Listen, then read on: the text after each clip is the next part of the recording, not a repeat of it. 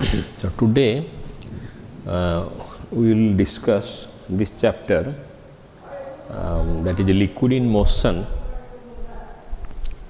It has several topics, but the first of all we will go to the type of flow.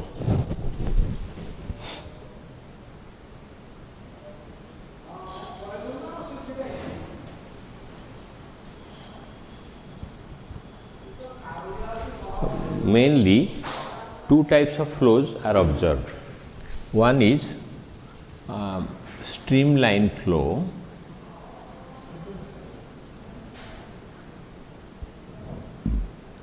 and the other is turbulent. Streamline flow and turbulent flow. Then first of all, let us define what is streamline flow. Suppose we have a tube through which liquid is flowing, and this tube is of different diameter at different places. So this represents the axis.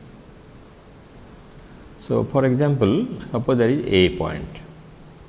Here the speed is VA. Velocity is VA vector, and then this point has velocity VB vector, and this point has velocity highest, because if the area reduces, then to maintain the flow the velocity has to be higher. That means here we see clearly that VA is not equal to VB, is not equal to VC. Yet, if VA vector remains constant at A with the passage of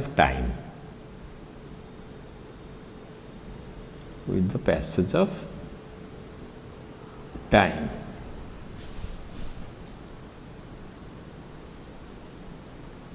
comma, then we call it streamline flow. That means we do not demand that the velocities at all points will be equal. We say that velocity at a particular point has to remain constant. Although time passes on, if that remains constant, we call it streamline flow. And the simplest example will be the flow of water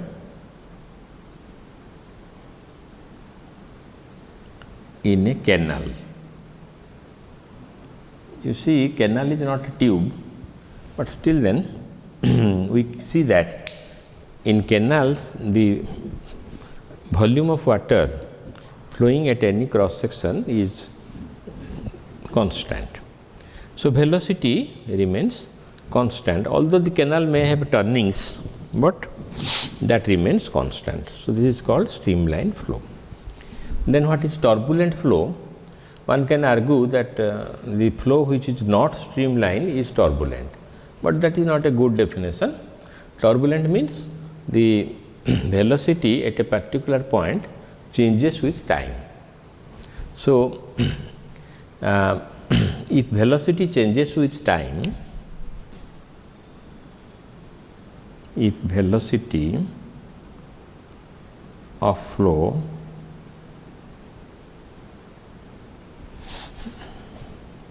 changes with time,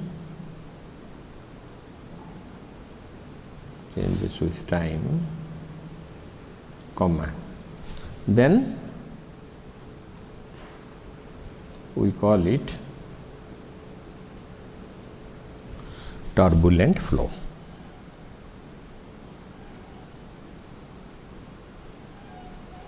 turbulent flow.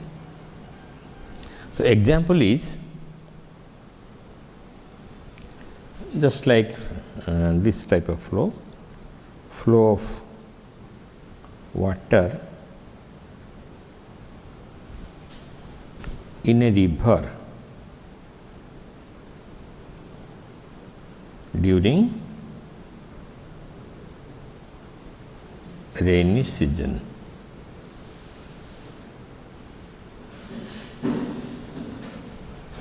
Flow of water in a river during rainy season. You see, fixed amount of water is not flowing. Sometimes water may come more, sometimes less. Therefore, the velocity of flow at a particular point is not a constant. Similarly, we can also say that when a pipe is opened, initially there is air and water together. So, the flow is not constant. So, that is turbulent. After the flow continues for some time, it becomes constant.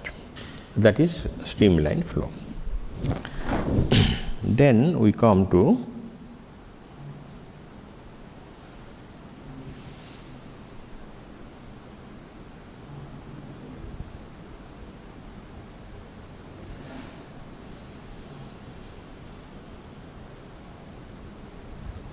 Reynolds number. You see, Reynolds gave a formula. Reynolds gave a formula by which one can calculate the number. One calculate the number, and this number decides the type of flow. So, the formula is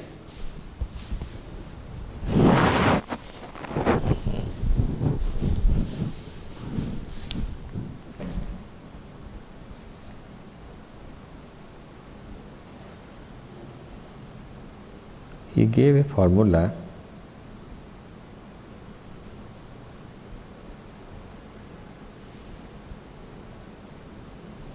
NR is equal to rho V d by eta, where rho stands for density of the liquid.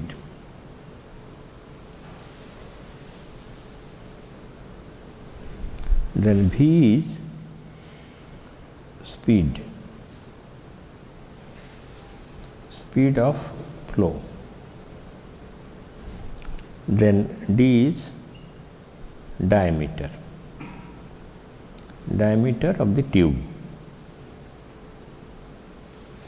inside which the liquid is flowing, and eta is coefficient of viscosity. That we will come to just after this. After this Reynolds number, we come to that coefficient of viscosity. What is that? Coefficient of viscosity.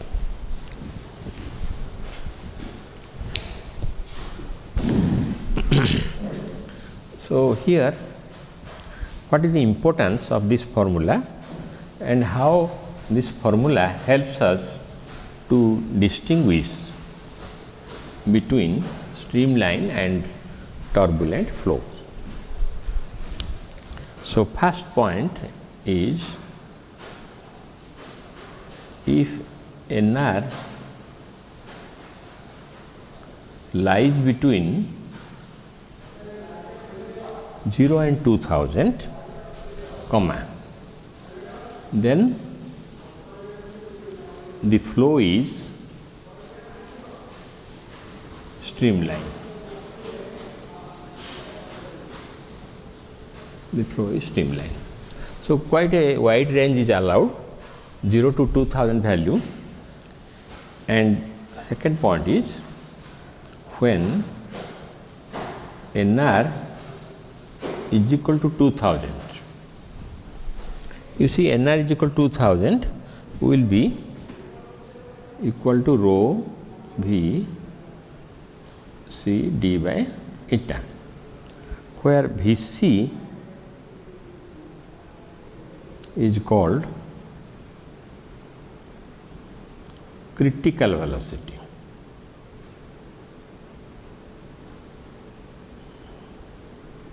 This is called critical velocity, because why it is called critical? That is because the 2000 is the upper limit for the value of Reynolds number, and at that time the velocity is called critical velocity. Beyond critical velocity, it will be turbulent. So, that we are coming to that. So, third point is, if NR is greater than 3000, then the flow is turbulent. Then immediately the question one can ask that what about between 2000 to 3000? Beyond 3000 it is definitely turbulent. It has been established. Though in between that, so if NR is less than 3000 and greater than 2000, comma, the flow is unpredictable. Flow is unpredictable. What is meant unpredictable? That is, it may switch over. It may switch over from one type to the other type.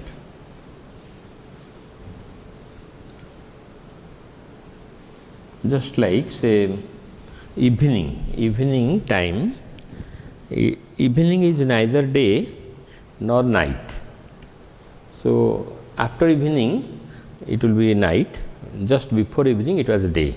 So, that is a border thing. So, similarly NR, if it is between 2000 to 3000, you cannot say with certainty whether it is streamline or turbulent. So, that is a range which is unpredictable. So, that is about the Reynolds number. Then we come to viscosity.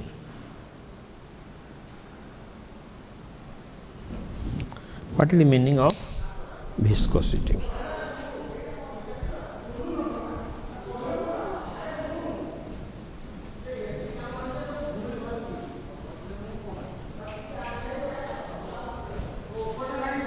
Party कर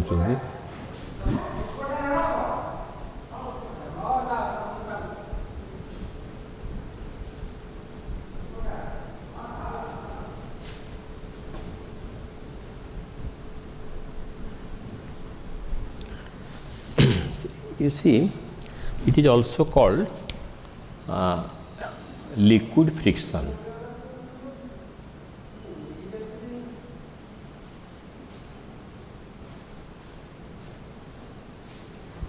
Just like friction in mechanics, so it is a friction which is less than that friction, but it is present. It is a just definition which is not clear. What is liquid friction? So, to make an idea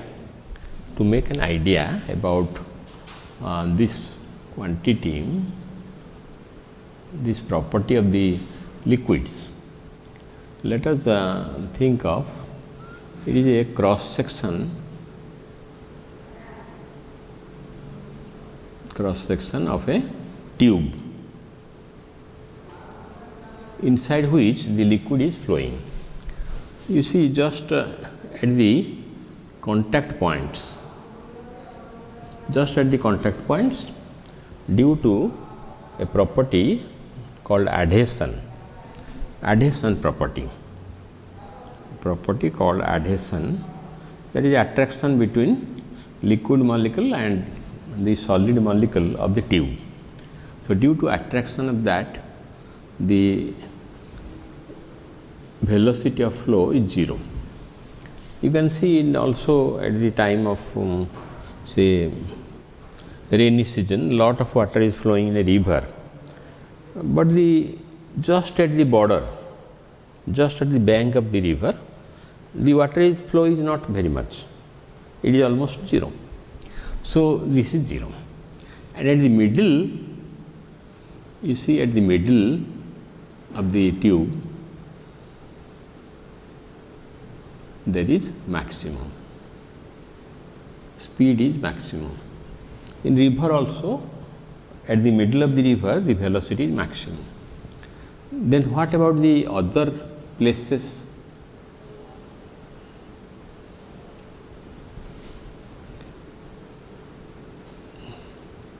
Here you can imagine that the liquid is made out of many layers. You see, if we imagine the liquid flowing in a pipe to be made out of many thin cylindrical layers, just like suppose you make a calendar, if you just roll it, it will be like a thin cylinder. So, similarly, these cylindrical cells, they are called cells, they are present, and at the middle it is maximum. So, below that there will be some velocity, then below that again there is some velocity less than that, below that there is also some velocity less than that. So, here we find that there is a change of velocity if thin cylindrical cells be imagined, comma, then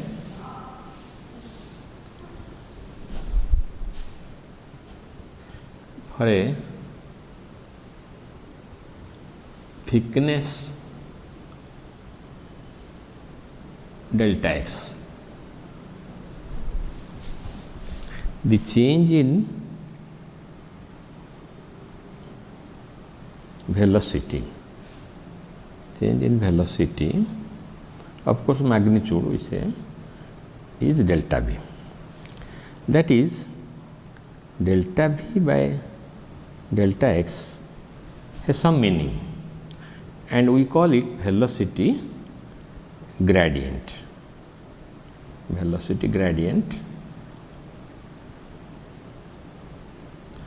And in terms of calculus, suppose you introduce calculus, it will be, suppose this layer is very thin, then limit delta x tending 0, delta v by delta x is your dv by dx,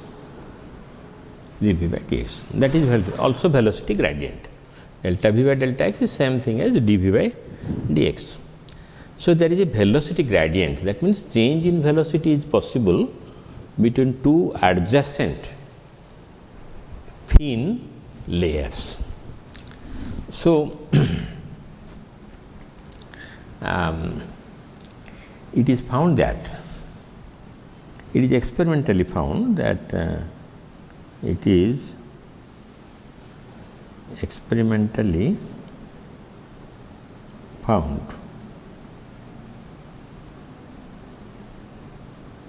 that the viscous force, viscous force means the force that opposes the flow of liquid. So, viscous force is directly proportional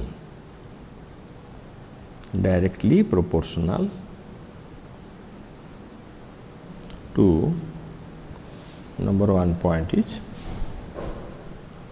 area of cross section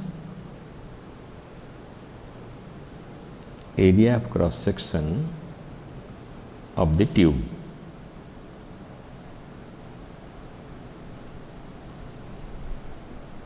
Then velocity gradient.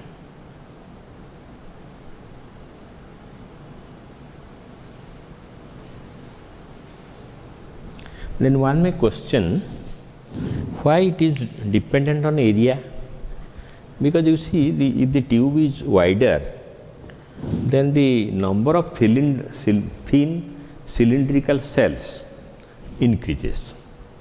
So if the number of thin cylindrical cells increases, there is friction between different layers, that also increases. So the viscous force increases.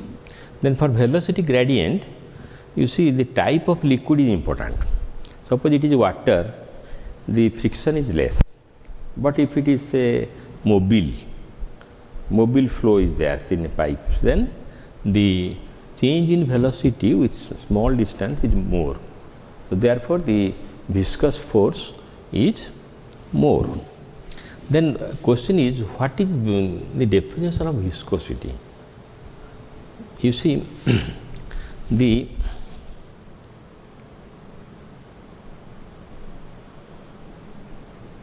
relative motion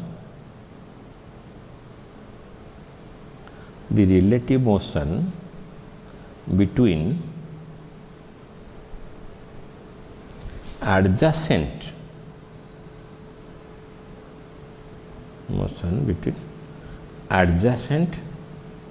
layers of a liquid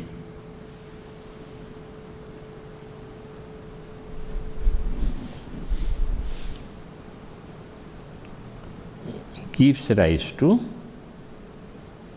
viscosity. Then the question is, what is relative motion? You see, the different layers have different velocity. So each layer is accelerated by the layer above it and decelerated by the layer lying below it. So there is relative motion. That means any layer is dragged by the upper layer and also dragged backwards by the layer below it. So that gives rise to relative motion, and this is also called viscosity. Then for the dependence of this viscous force, we can write symbolically F proportional to A when dV by dx is kept constant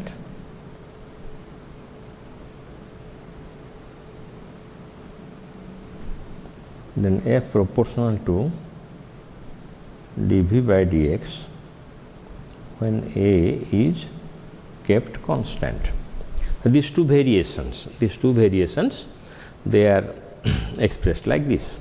So when these two variations are to be combined, so combining these two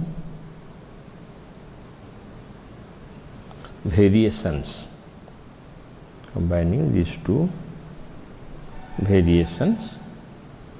comma, we have F F proportional to A into dV by dx implies F is equal to eta A dV by dx, where eta is a constant, where eta is a constant,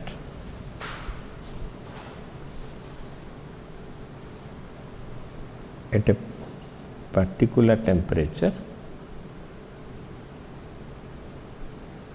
eta is a constant at a particular temperature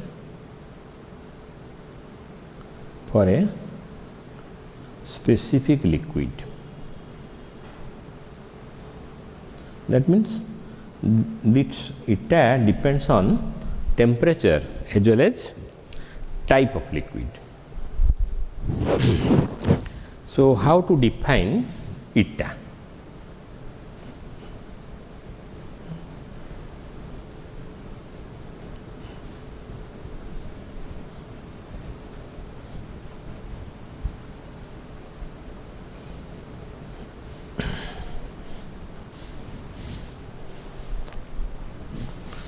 So, we see that eta is equal to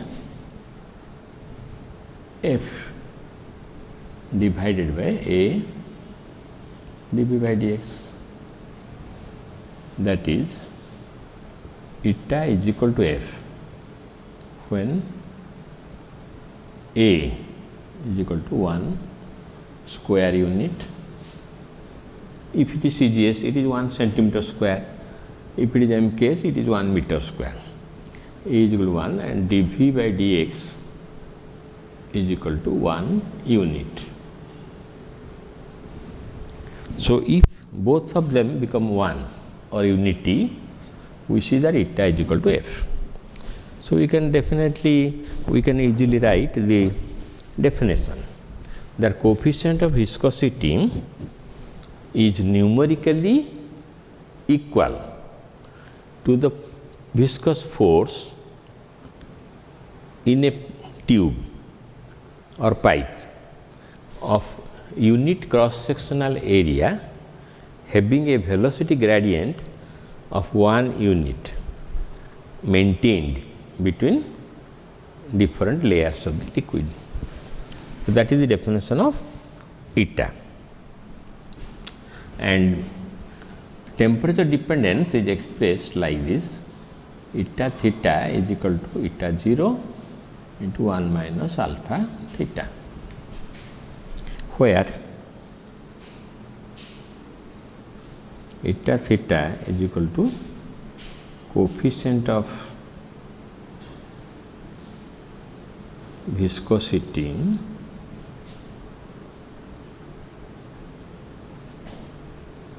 at theta degree centigrade, and eta 0 is equal to coefficient of viscosity at 0 degree centigrade, and alpha is equal to eta theta minus eta 0.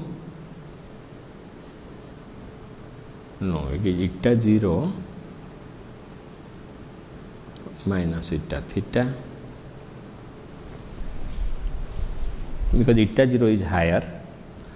So, eta 0 minus eta theta divided by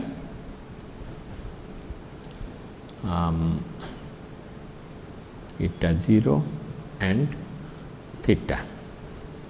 So, it is the ratio between change in coefficient of viscosity to the original viscosity at 0 degree centigrade for degree rise of temperature. So, alpha is called temperature coefficient of viscosity.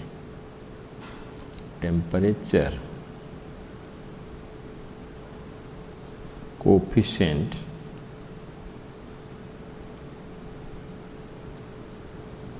of viscosity.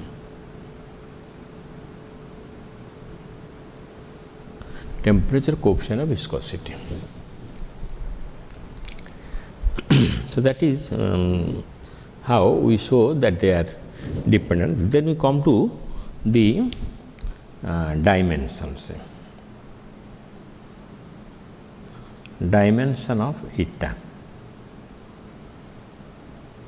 that is easily found out from the above expression. Eta is equal to F divided by A then dV by dx. The dimension of f is known to be ml t minus 2 by L square, then dV is Lt minus 1 by L. So, it is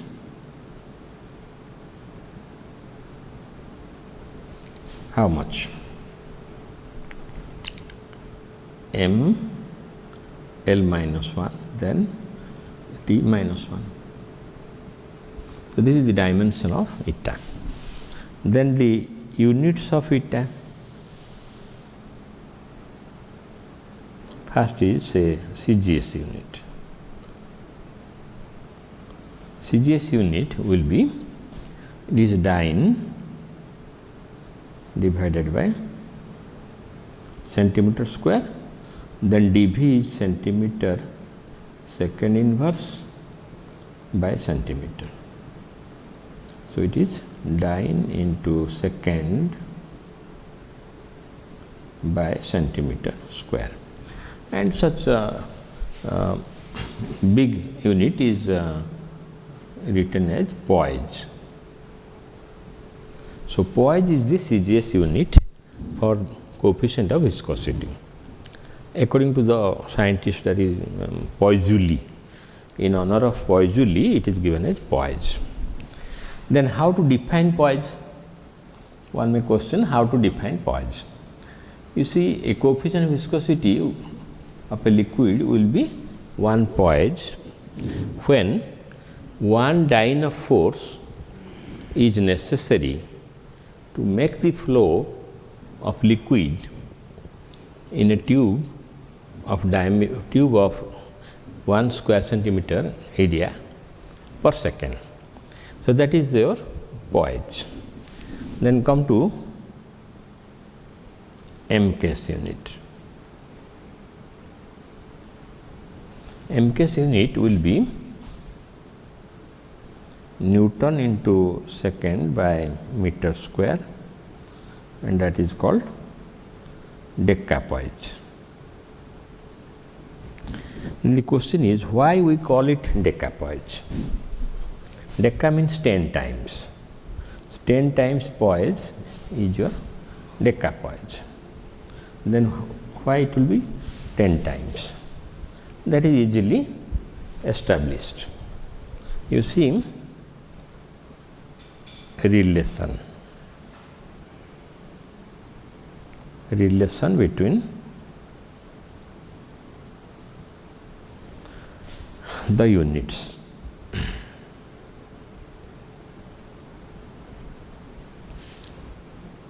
You see, 1 Newton into 1 second by 1 meter whole square. This is your MKS unit. So, MKS unit is like this, and 1 Newton is 10 to the power 5 dyne, then 1 second, then 100 centimeter whole square. So, that is 10 poise,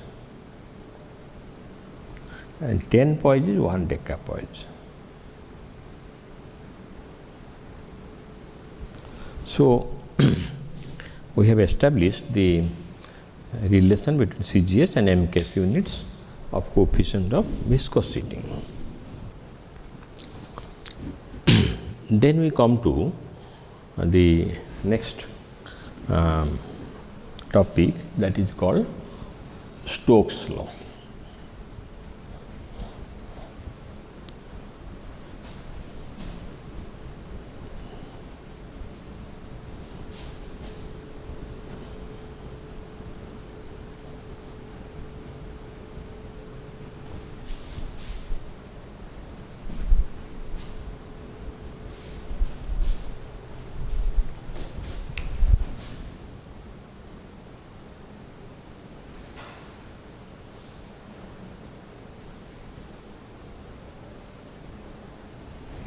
Before going to Stokes' law, let us analyze the motion of a small metallic sphere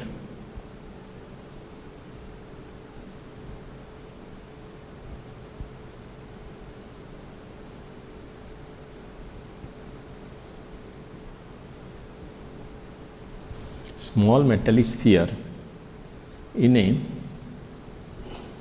vertical tube having a viscous liquid.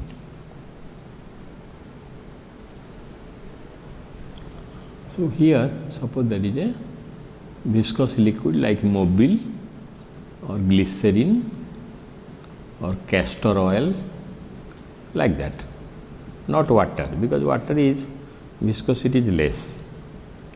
So, the sphere that will be dropped will go very quickly. So, it will be difficult to measure the time of flow, time of movement.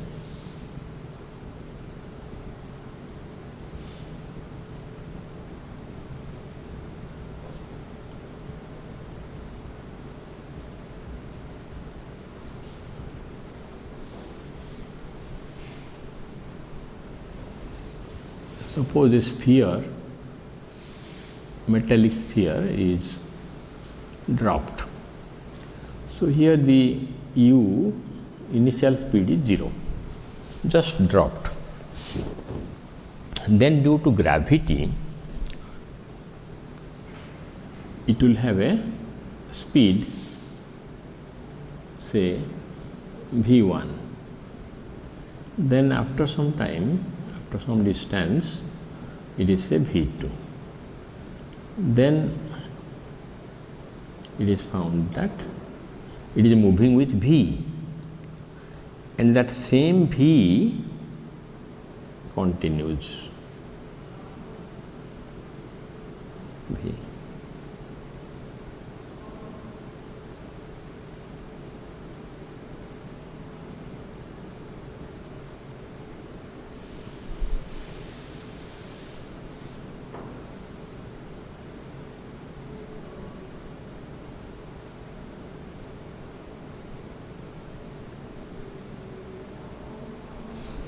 It is experimentally observed that the sphere which is dropped into the viscous liquid moves with some acceleration initially, so that velocity increases, becomes v, and thereafter it continues as v throughout the motion. So, this v is called terminal speed, that is equal to constant.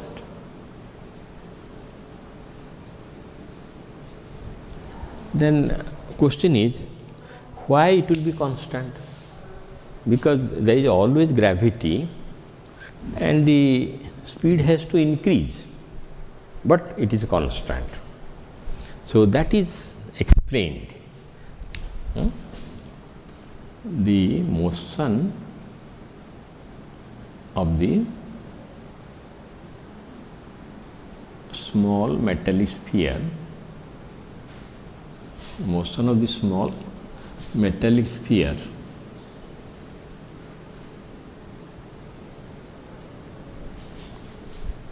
inside a viscous liquid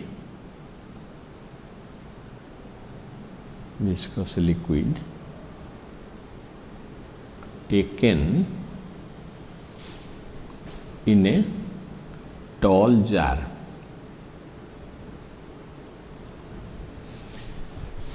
Can be explained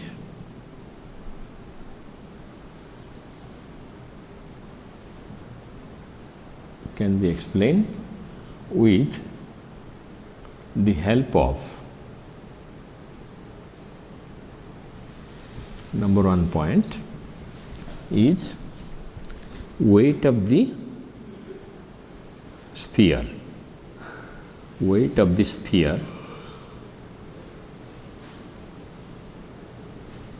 acting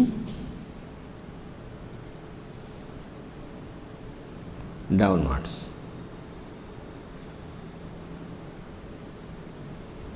Weight of the sphere acting downwards. That means weight is equal to mg, that is m is how much? Volume.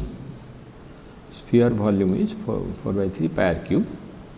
Then density, that is rho. Density of the material of this metal is rho, and then g. Then second point is buoyant force. Buoyant force सेटा ओडिया रे होछि प्लावन. प्लावन माने liquid जो टेकी दिए. buoyant force B, say B is equal to, what is the buoyant force? It is the weight of the displaced liquid. So the volume of the sphere is 4 by 3 pi r cube. So that much of liquid is displaced while it moves. So it is 4 by 3 pi r cube, then sigma g. So sigma is equal to density of the liquid or viscous liquid, you can say, and it acts upwards. Because you see a bucket full of water, inside water is found to be having less weight. That is because the water or liquid pushes it up. Just at the when you raise it, you realize that the actual weight is higher than that you experienced when it was inside the liquid. So that is due to this buoyant force. Then third force, which is our topic, that is Stokes' law, that is Stokes' law. Stokes' law, F is equal to 6 pi eta r v acting upwards. Then why it acts upwards? That is because it is like a frictional force. Frictional force opposes the motion. The motion is downward, so friction will be upward. Buoyant force is upward. So initially what happens? Let us come to the explanation why the different speeds are found. Initially,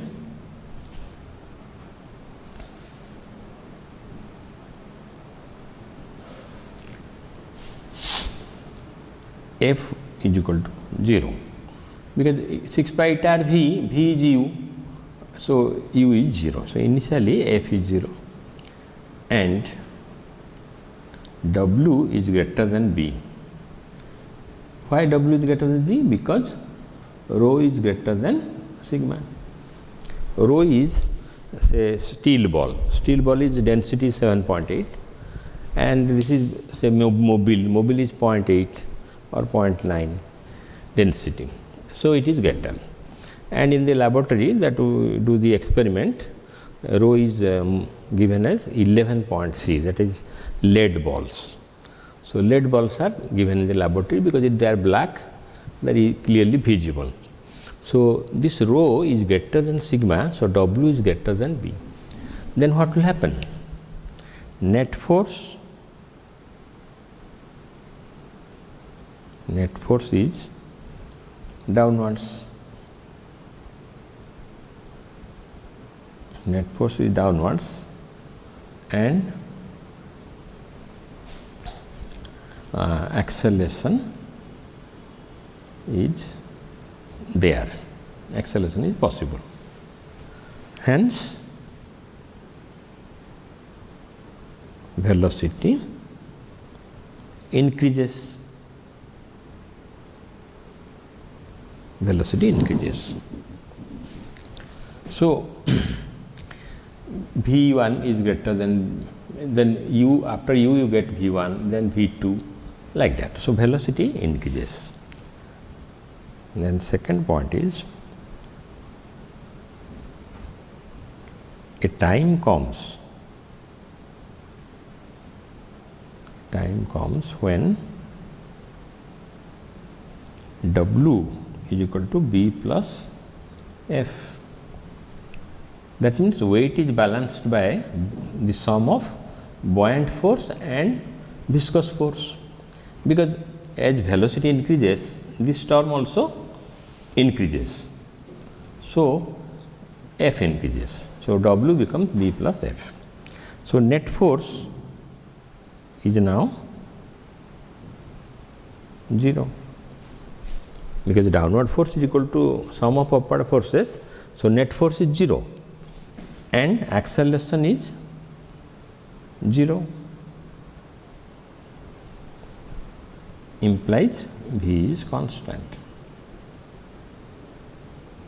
So, velocity becomes constant. So, this explains the terminal speed of this metallic sphere. Clear? So, but one may question that when net force is 0, how it moves? So, that is because there is inertia of motion.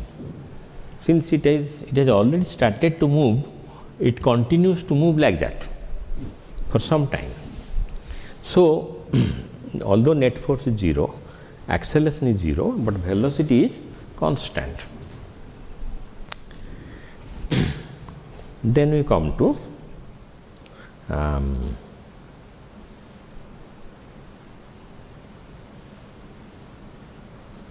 experimental determination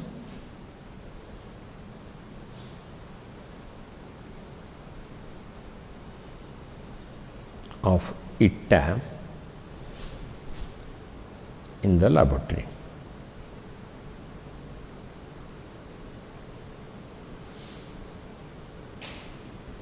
For this purpose, what is done is, two strings are wrapped,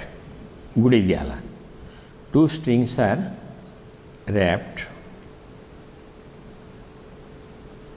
at a separation of delta s, and by means of a stopwatch, you find the time taken by the sphere to go from one string S1 to the other string S2. What is the time taken? You find out. Then terminal speed is equal to delta S by time taken. So, it is found out. So, for different spheres,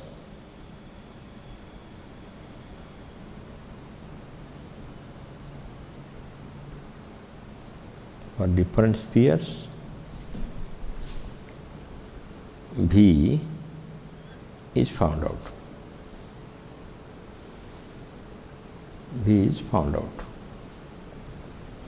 Radius is determined by means of a screw gauge.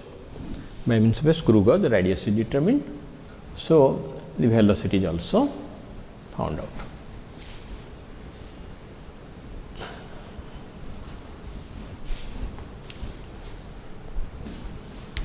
Then we apply the equation W is equal to B plus F gives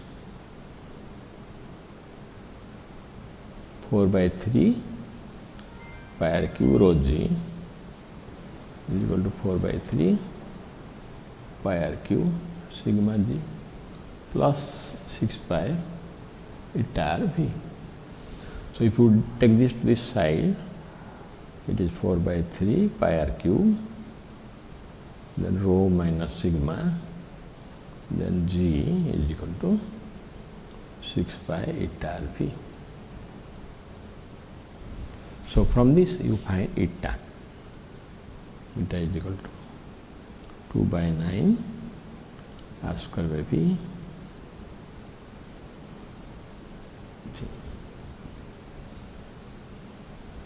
So, this is the formula by which you can calculate the coefficient of viscosity of the liquid. For this purpose also a graph can be plotted, because you find eta is a constant at a particular temperature, 2 by 9 is a constant, rho minus sigma and g are constants. So, the ratio r square by v must also be a constant. R square by v must also be a constant. So, if you plot a graph r square in centimeter square, r square in centimeter square, and then v in centimeter per second, you find a graph like this. And from this graph you can find the slope. You can find the slope. Slope is equal to tan theta. Tan theta is how much? Delta v by delta r square. It is delta r square. It is delta v. But you need r square by v ratio, not v by r square.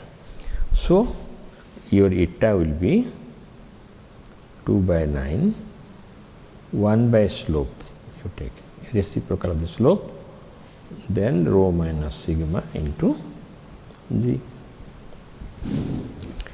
Then we will go briefly to derive the Stokes law, derivation of Stokes law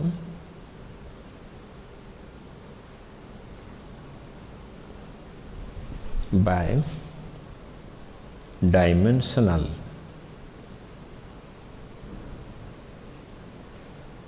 analysis. Dimensional analysis. So, this method is actually given in chapter 2 of the NCERT book. So, there what they do, that from experiments, from this expression you can see also, from the experiments it is found that the viscous force depends on coefficient of viscosity, radius of the tube, and also terminal velocity. So, these three factors are deciding the viscous force. So, F is directly proportional to eta to the power a when r and v are kept constants. Here a is unknown. A we do not know how much it is, but it depends on eta, that is known, and it is r to the power b when eta and v are kept constants, proportional to v to the power c when eta and r are kept constants. So, where ABC are unknown quantities, ABC are unknown quantities to be determined by dimensional analysis. So, combining these variations, combining F is proportional to eta to a, r to b, v to the power c when all of them vary.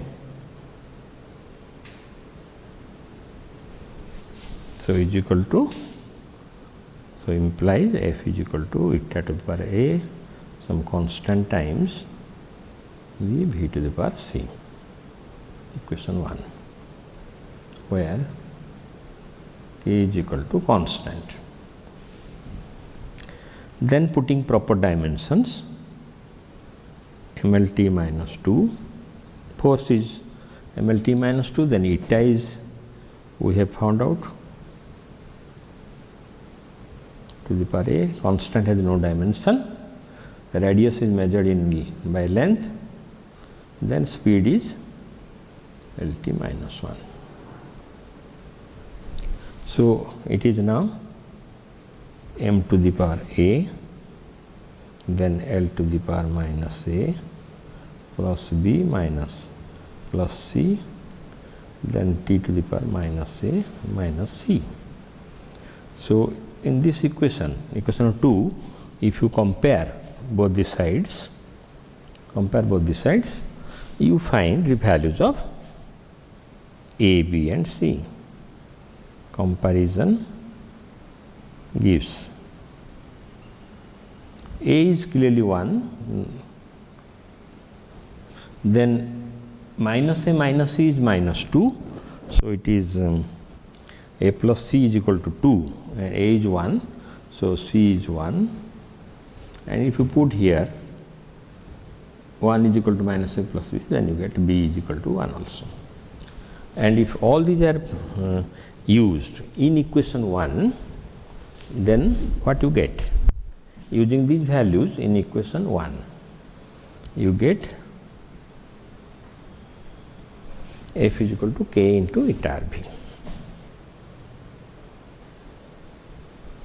Then the defect of dimension analysis is that you cannot find the value of k from these equations.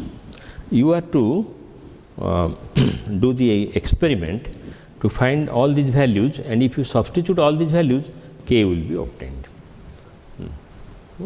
So, putting these values in equation 3, one will get k is equal to 6 pi. K is equal to 6 pi is obtained, so that f is equal to 6 pi eta RV, and we call it Stokes law.